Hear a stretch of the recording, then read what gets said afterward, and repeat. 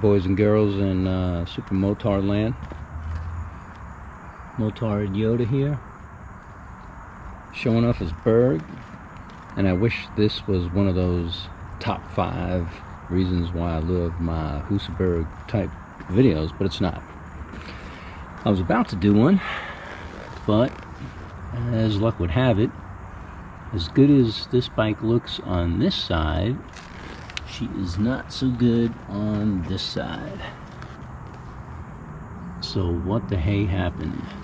Well, I'll tell you what happened. I just about got killed. I put these solids on about a month ago. I think I've got not even 1,000 miles on them. And I have been known to go through Cush drives pretty quick. Typically I'll change out the rubbers after a couple thousand miles.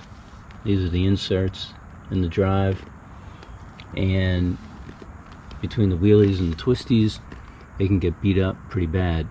I have gone through them on several different brands, including Marchincini's, Cormotos, Warp 9s. Like I said, 2 or 3K, I'm changing these out. It's a cheap insurance policy, and it prevents this from happening.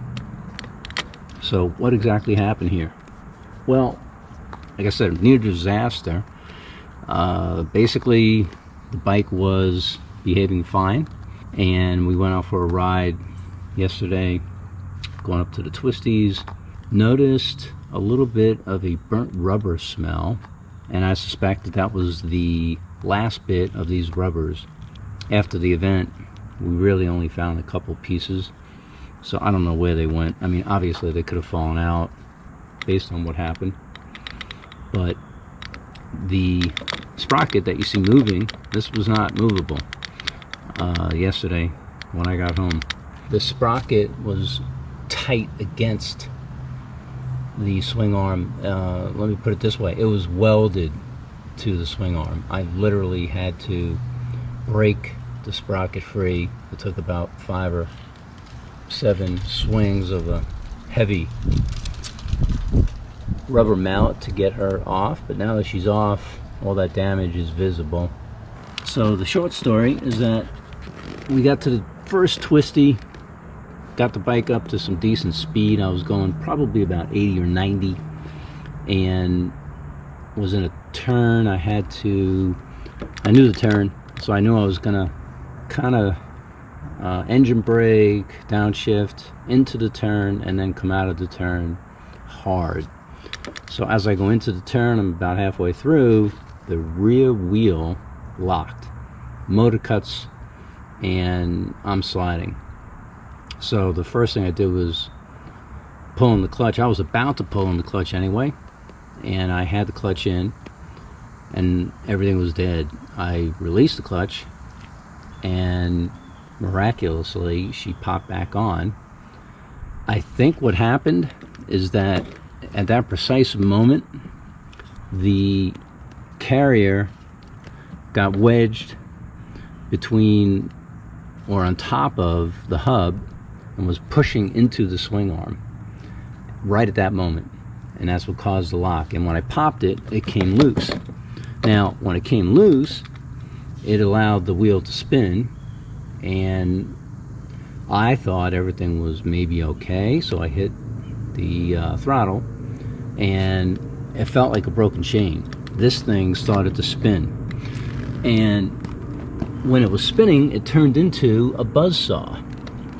And as you can see by the side of the sprocket, between the sprocket bolts, the sides of the sprocket, which is a brand new 40 tooth that I had just put on, and then more importantly, if we take a look down here and into the actual, where the axle is and the spacer, we can see massive amounts of damage, and more clearly you can see this curve that has been cut into the swing arm over here as well, over here. So essentially this carrier and sprocket, it almost became the weapon that killed me. because it was cutting through the swing arm. Everything got super hot, and as you can see here, the plastic swing arm cover started to melt.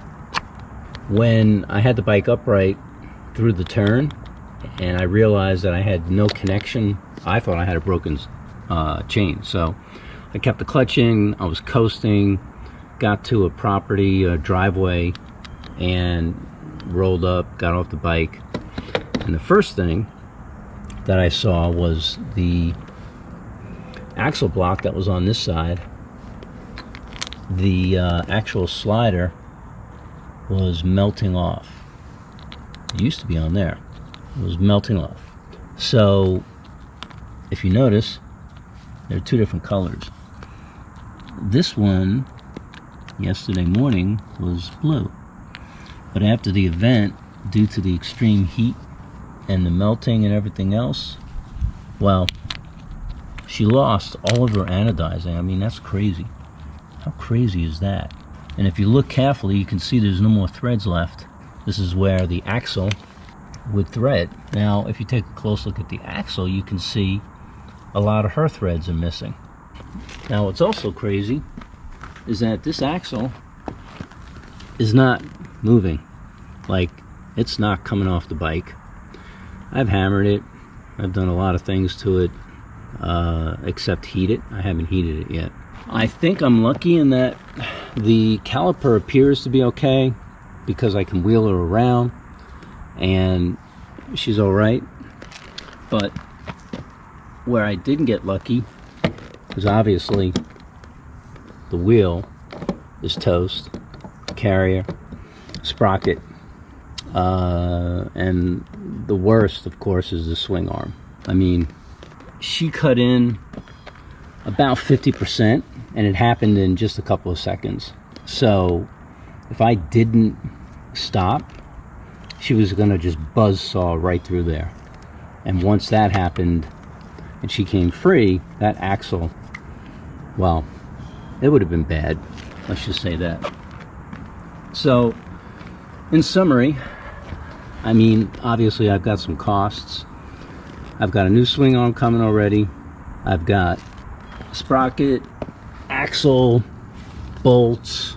I happen to have a set of Faba, nice Faba Italian wheels that I had taken off, and it's got a direct sprocket to the hub connection. There's no Cush drive, and I'm not putting another Cush drive on this beast. There's just too much torque, and this is the 570. I wish, in hindsight, I wish I never changed it. She was perfect the way she was. I like the looks of these, and I'm a solid. I've always loved solids, but I go through them way too fast. So I'm done with the solids and the Cush drives on the Bergs. They're just too torquey, and I'm gonna go straight sprocket to hub from now on and take my chances with the transmission and the chain and hope that everything stays together. I also got to get a new chain guard. That sucks because I really like this one. She's torn up pretty good. I did get a chain guard for up here. This one's not horrible, but I mean, the chain must have been flapping around because it also cut into my tusk shifter. So, you know, I don't know how that stayed on, and I don't know how it didn't destroy my clutch slave, if in fact, I mean, this almost doesn't make any sense how this got here. I don't really know. It must have been coming off this way maybe, and slapped it here. You know, the chain guard up top has a little bit of extra damage up there, but over here there's nothing that I was able to find. That was crazy. So I think I got lucky. I really do. You know, you're saying, how can this be lucky? You've got all this damage. Believe it or not, total cost for everything is not going to be that bad. I was able to find an amazing deal on a swing arm, which was the most pricey piece. I mean, a new swing arm OEM is about $900, $800, I want to say. But I was able to get one for a couple of bills, and all these other pieces aren't bad. So I'm going to take this as a lesson learned, the Husabergs are just too damn strong for a Cush drive, unless you're just doing average driving. But between the wheelies and the twisties, for me, they're just not going to hold up. One last note, this axle doesn't want to come off, and as you can see, my caliper is a through and through, so that axle is through this caliper, and I'm not sure how I'm going to get that off. I mean, even if I cut the axle, it ain't going to matter. There's nothing wrong on this side. The issue is over here, so I'm not sure what I'm going to do. I think what I'm going to do is, first, obviously I'm going to get the swing arm off, a couple of bolts, and I think I can get her off okay. And then once she's off, I think I'm going to sawzall through here, because that's where she's welded to the swing arm. And if I can get through this, then I should be able to maybe free up that axle if I cut that, and maybe she'll pull out on this side. If not, I'm gonna have to hack it. I just don't want to take a chance here. That's just too risky. So I'm gonna have to figure out something on this side to get that axle out and save this caliper, because there's nothing wrong with it. Like I said, she walks around fine. So I'm not going to show you the rest of her. I'm going to do a top 5 reasons why I love my Husaberg Fs570 2011, but that's going to have to wait. So until that time, I will be in the repair shop or out on my SMR 530 looking for you on one wheel.